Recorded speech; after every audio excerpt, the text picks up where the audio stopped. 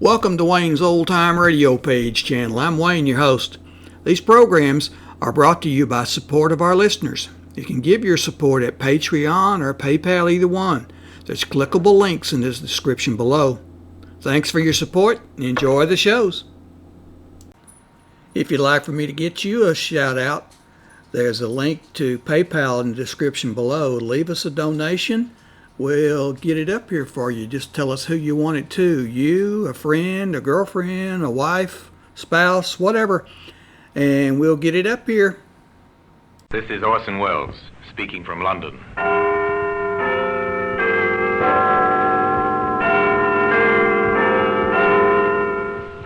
Here in the grim stone structure on the Thames, which houses Scotland Yard, is a warehouse of souvenirs, where everyday objects, a candlestick, a china doll, a broom, all are touched by murder.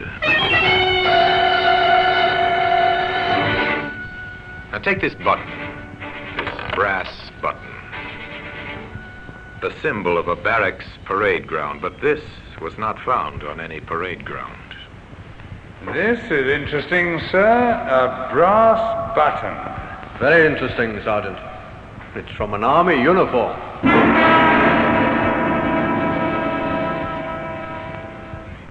Today, that button can be seen in the Black Museum.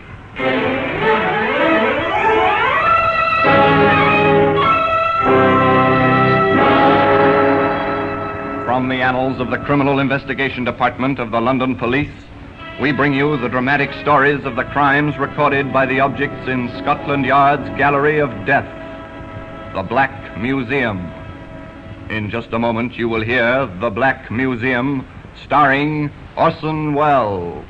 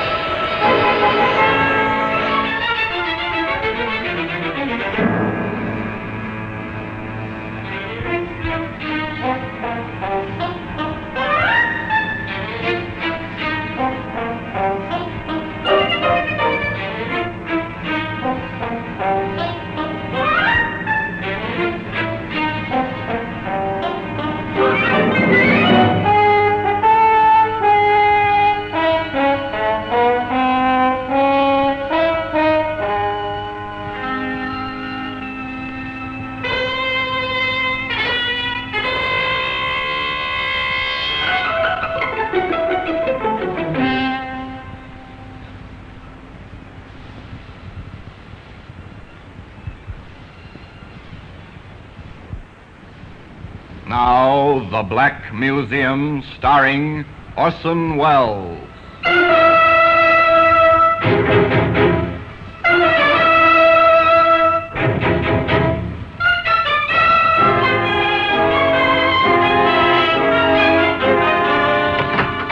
Well, here we are, in the Black Museum, Scotland Yard's Museum of Murder. Shelf upon shelf of curious and repellent objects. The urge to kill, illustrated in many, many ways. Here lies death. Here in the echoing stillnesses of the long room, one stands and looks at violence, expressed by the exhibits that line the shelves, the tables, and the walls. Repellent they may be, but by reason of their association only, for most of these tokens of murder are very ordinary objects. It's a medicine bottle. The drug it contained was beneficial in small doses. But since a woman was forced to drink the whole contents and died shortly after, the jury called it murder. Here's a kitchen knife. No household is without one, but this knife was not used solely for kitchen tasks. It was found embedded in a man's heart. Now, here we are, the brass button. It is. It's an innocuous, ordinary brass button. This was found near the dead body of a woman. But come back with me to the beginning of this story, to a day some years ago on the common outside the Kentish village of Wayfield. A girl was sitting beneath a tree, busily sketching. She was too engrossed to hear the approach of a young soldier until he spoke. Hello? Oh. Hello? Sorry. Did I frighten you? A little. I didn't hear you coming. Oh, I made enough row. You were so busy with whatever you're doing. What are you doing? Sketching? Can I see? You'll probably laugh. No, I won't. Show me. That's very good. Do you really think so? Well, it's fine. You must be the one they call the Swamp Girl. That's what they call me in the village. Huh. Poor, routine, dulled people. You don't like routine ways of living, do you? From what I've heard, you're something of a rebel. Am I? You seem to know a lot about me. Oh, I've heard things. What kind of things? About how you live in an old shanty at the edge of the swamp and how you roam the common and sketch and paint. You're well informed. Well, people talk about you sometimes. I was interested. And so you came down to see for yourself. What's the matter? Couldn't you find a girl in town? Don't say that. I wanted to meet you. To talk to you. And now that you have, will you please go away and let me work? Oh, you can work any time. I'll go away soon, if you're nice to me. Go now. I've no intention of being nice to you, whatever you may think. Come on. Get away. When you found out so much about me, you might have also found out that I'm not interested in men. Least of all, soldiers. That's not very kind. Come here. No. Go away. Come Go on. here. No. No, please, please don't hurt me. No, please. No!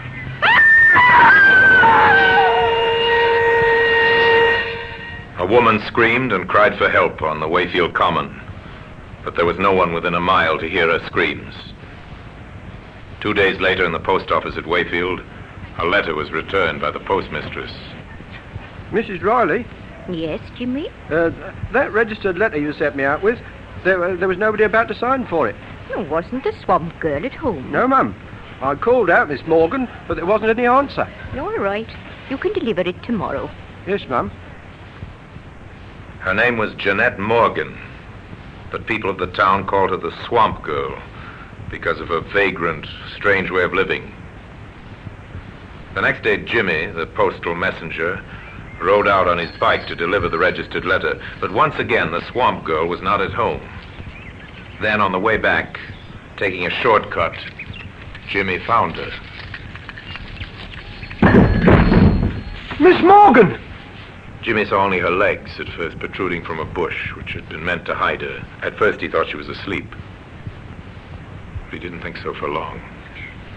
She's dead. I've got to get the police.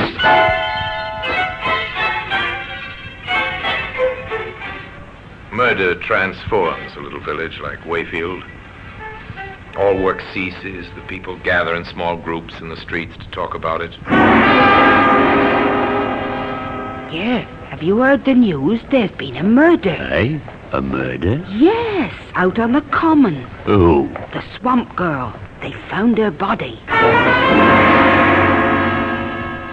I was rather afraid that poor girl would come to grief sooner or later. Well, Vicar, you know how it is these days. No parental authority. Ah, more's the pity. Be that as it may, the man who did it must be found. You know, Bert, if young Jimmy Miles hadn't come upon that body like he did, it might have lain there hidden for months, even years. I wonder how it happened. Well, now, the way I sees it is this.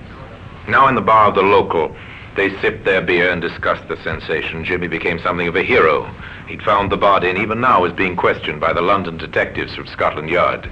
This is Jimmy Miles, sir. Hello, Jimmy. You found the body, I understand. Yes, Inspector Gallico. Was she really murdered, sir? Well, that's what we must find out. And you can help us. Oh, really? How? I believe you rode out to her shanty at the edge of the swamp to deliver a registered letter to Miss Morgan. Yes, that's right, sir. She used to get a registered letter every month. I always took 'em out. And she had to sign for them, of course. Oh, yes. Then you got to know her, I suppose. Well, don't tell the postmistress, but sometimes I did stay and talk for a while. Uh-huh. And what was she like? Oh, she was nice, really friendly. People said she was a bit peculiar, but I never thought so. And she could draw, sir. Now, think carefully, Jimmy. Did you ever see her with anyone? Man or woman? Oh, never, Inspector. She had no friends around here. She once told me so. No friends, I see. Now, about this registered letter, was that the first time you had taken it out? Oh, no, sir. I went out the previous day, on Monday, but she wasn't there. Did you call out? Yes, and I went round the common, to the places where she used to go and sketch. I knew most of them. And she wasn't anywhere about? No, nowhere at all. What time of the day was this? Well, I just left the post office just on 10. It's about half an hour's ride. So you were out there by 10:30? All right, Jimmy. Thank you very much. Is that all, Inspector Gallico? That's all for the moment. You've been very helpful. A lucky witness, young Jimmy Miles. A break for Inspector Gallico early in the case. For with the evidence of the police surgeon, certain facts could be established. What's your verdict on the post-mortem, Doctor? Well, the cause of death didn't give us any trouble, Inspector. She was strangled. What about the time of death? That's not so easy.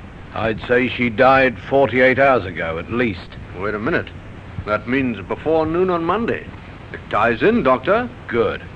But at what time before noon, I would not care to predict. The contents of the stomach indicate she'd had breakfast. Then sometime between breakfast and noon, she met her death. And she was nowhere about 10:30 when the postal boy brought her letter. What about that letter, Sergeant? I have it here, sir. Who is it from? It's from Mrs. Morgan of Tunbridge Wells, her mother. Money, I suppose. £10, sir. And a plea to come home and live a normal life. Poor Mrs. Morgan. Her daughter couldn't even die a normal death. The pattern of the crime begins to make itself clear. The victim's identity is known. The approximate time and the cause of death is known. Now the hunt will begin for the killer. Here is a police message. The body of a woman named Jeanette Morgan has been discovered on Wayfield Common.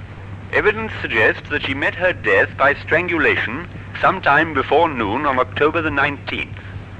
Any person who was in the vicinity of Wayfield Common on that day, or can give any information, should communicate with the nearest police station in order to assist in the search for the murderer.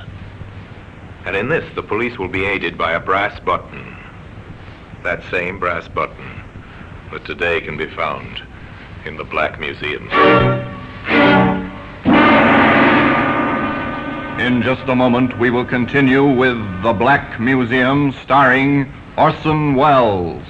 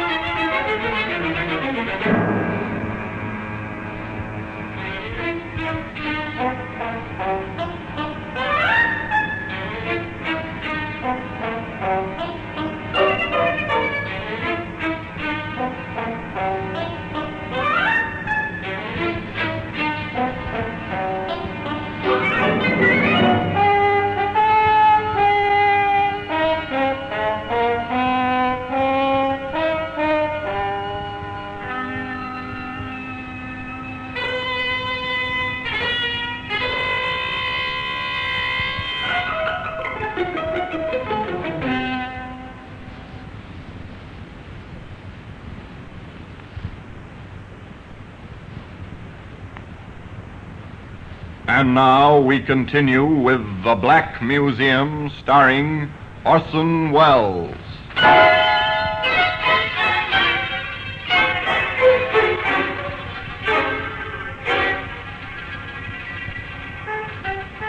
To a small cottage in Tunbridge Wells now go the detectives from Scotland Yard. To a house with the blinds drawn where a thin, bitter woman answers their questions in a strangely lifeless voice. Yes, I knew. I knew it was Jeanette when I saw the newspapers. Why didn't you get in touch with us, Mom? Oh, I knew you'd get in touch with me if you wanted me. Besides, what business is it of mine? But she was your daughter. Was she? Jeanette's younger sister lives here with me. Works at a shop nearby. She's my daughter. Yes, I see what you mean. I warned her. I told her it had come to no good end, living that strange and unnatural kind of way. Mrs. Morgan, we won't trouble you any longer, but could you tell us, did your daughter have any close men friends? Men friends? Yes. Jeanette? I wish she had. But a boyfriend would have been too ordinary for her. She had to be different. She had to be the swamp girl. I'm sorry. Why did it have to happen to her? To me? Why? Why?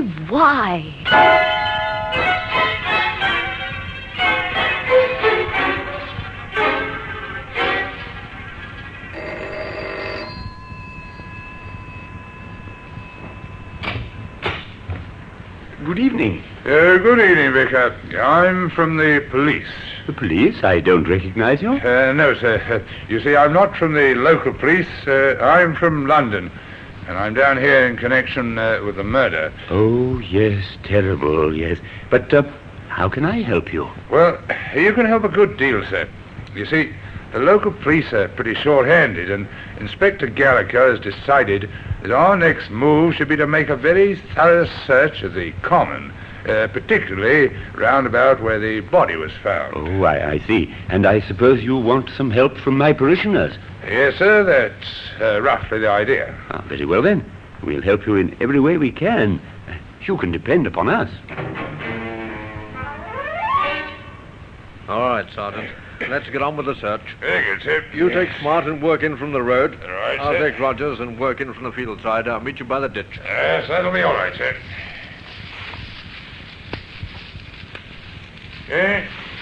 Here's a sketch, sir. It's a pencil drawing of that view across there, I'd say, sir. Yes, it is. Unfinished, too. She might have been working on it. What else have you got there? This is interesting, sir. It's a brass button. Very interesting, Sergeant. It's from an army uniform. Uh-huh. Where's the nearest camp to Wayfield? I believe there's one across the river, sir, about 2 miles away. Inspector Gallico left his sergeant in charge of searching the common and went to the army camp to enlist the help and cooperation of the commanding officer. Gentlemen to see you, sir, from Scotland Yard. Oh, ask him to come in, will you, Captain? Yes, sir. Will you come through, please? Thank you.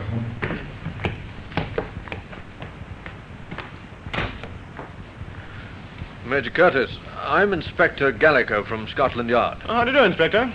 Sit down, won't you? Well, now, how can I help you, Inspector? I'm here to investigate the murder of Jeanette Morgan. Oh, the Swamp Girl mystery. Yes. Yes, tragic business. Major, not far from where the body was left, we found this. An army button. That's why I'm here. I see. Well, I'd be glad to assist in any way I can, but permit me to hope that it wasn't any one of my men. How many men are there in camp here, Major? Well, at the present time, our unit's strength is 120. We're an engineer section, as you may know. 120 men, huh? Mm-hmm. I wondered if any of them has a button missing from his tunic. Well, if you wish, I'll order an immediate inspection. Not yet, sir. You can assist me in another way first. Oh? How, Inspector? Well, I want a list of all those absent from camp on Monday morning. Oh, that should be easy.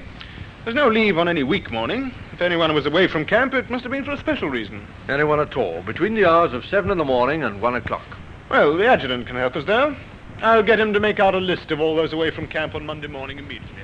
The commanding officer was away a short time, and on his return he brought with him a piece of paper containing a list of names. He gave it to the London detective.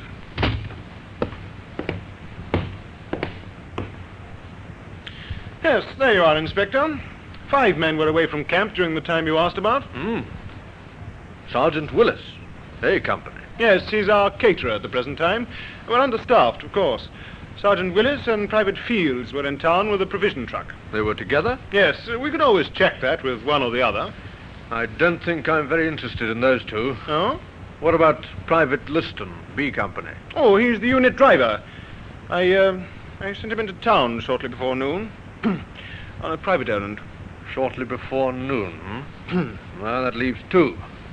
Corporal Paul Ferris? Oh, he's our mailman. He leaves every morning at 8 o'clock and drives the mail truck in to pick up the unit mail bag. From the Wayfield post office, I suppose. Yes. What time does he generally return? Oh, sometimes by 9. Though on occasions he has to wait for registered mail, you know. I've even known him to be held up as late as 11 or even 11:30. Would anyone know what time he returned on Monday? I'll find that out for you. Now, this last man, Private Williams, A Company. Yes, if you ask me, he might be your man, Inspector. Oh, why, sir? Because he was absent without leave. From 900 hours on Monday morning until 1400 hours. From 9 till 2? Yes. That's interesting. I'd better see him. And the postal chappie. I'll have them paraded.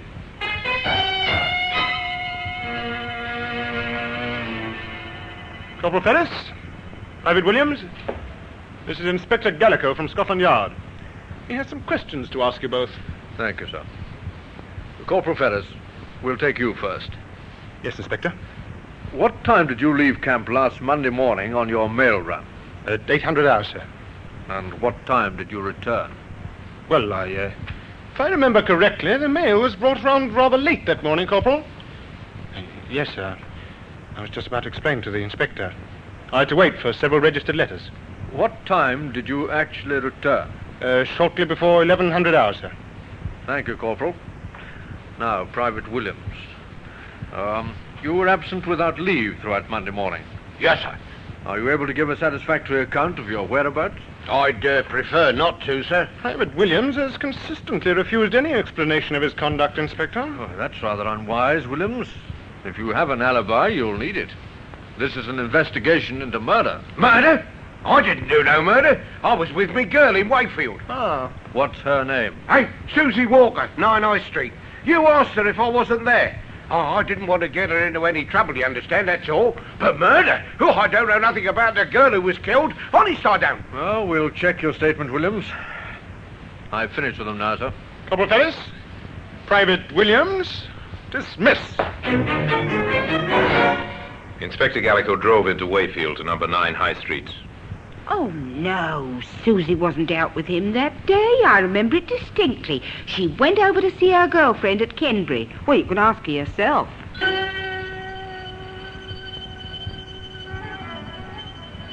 Susie Walker was a small, frightened girl, the counterpart of Private Williams.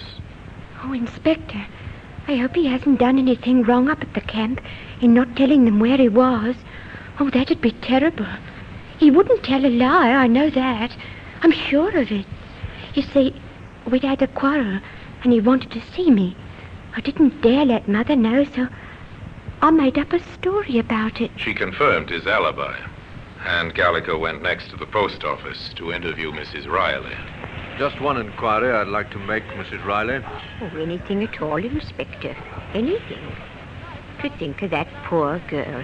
And my Jimmy Miles finding her body. Mrs. Riley, can you recall offhand whether you had any registered mail for the Army unit on Monday? Registered mail on Monday. Well, I couldn't remember offhand, Inspector, but I'll have it here in the book. Wait a minute and I'll look it up.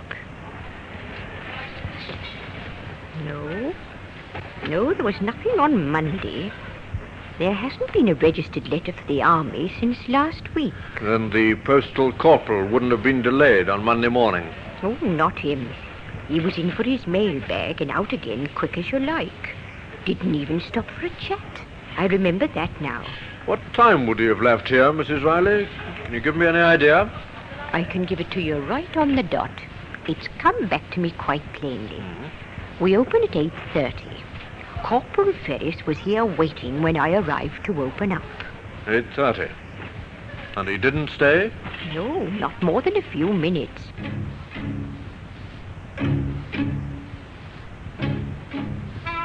The inspector picked up Sergeant Worthington, and together they drove back to the Army camp. A few orders from the commanding officer, and Corporal Ferris was paraded once more, and his gear searched. At the bottom of his kit bag, they found what they were looking for. Here we are, sir. A battle jacket with one button missing. And it matches, Sergeant. Ferris? What have you got to say about this? This is crazy, sir. I don't know anything about it. She was sketching, wasn't she, Ferris? She drew a pencil drawing of you, isn't that so? You're bluffing.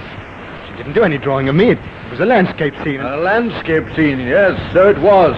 And that fact has never been mentioned in any of the papers. Only the sergeant and I knew that, Ferris. And the killer. Paul Ferris was taken into custody, charged with the murder of Jeanette Morgan, the swamp girl.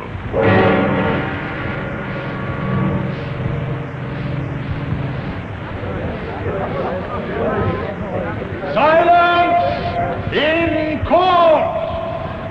Ladies and gentlemen of the jury, you have heard the facts in this case as related by the witnesses which have been called, both by the defense and the prosecution.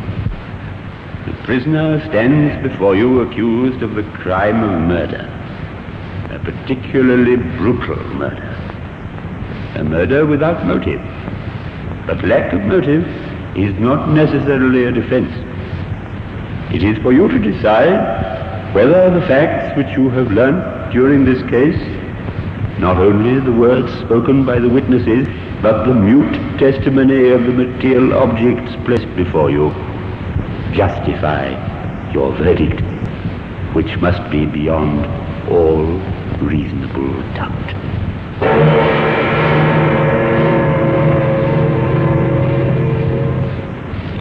The brass button and a slip of the tongue led to his downfall. Today, that brass button occupies a place of honor in the Black Museum.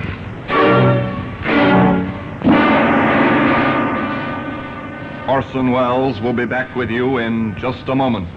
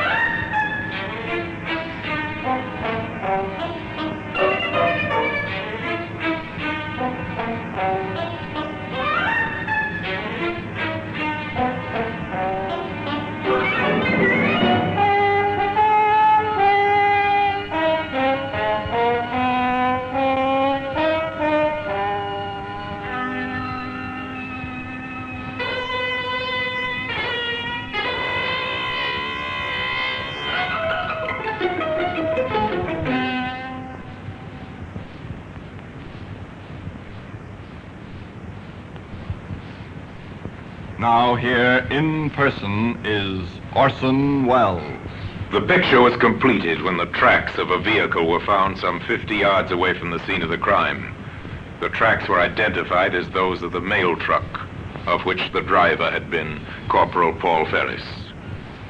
The defense did their utmost to prove insanity, but the jury were in little doubt that the man was sane, and that his advances repulsed, he'd strangled the swamp girl to death.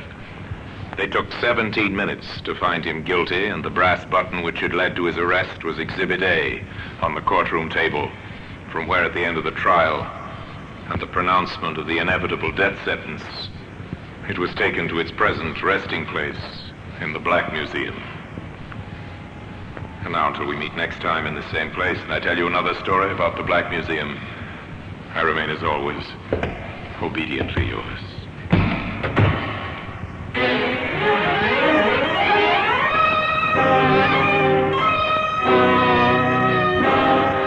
The Black Museum, starring Orson Welles, is presented by arrangement with Metro-Goldwyn-Mayer Radio Attraction. The program is written by Creswick Jenkinson, with music composed and conducted by Sidney Torch. Produced by Harry Allen Towers.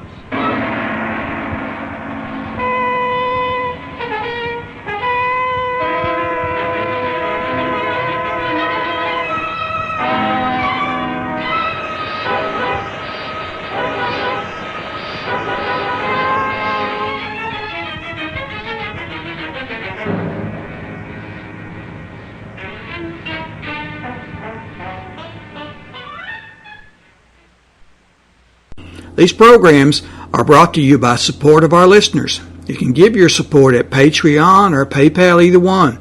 There's clickable links in the description below. Thanks for your support and enjoy the shows.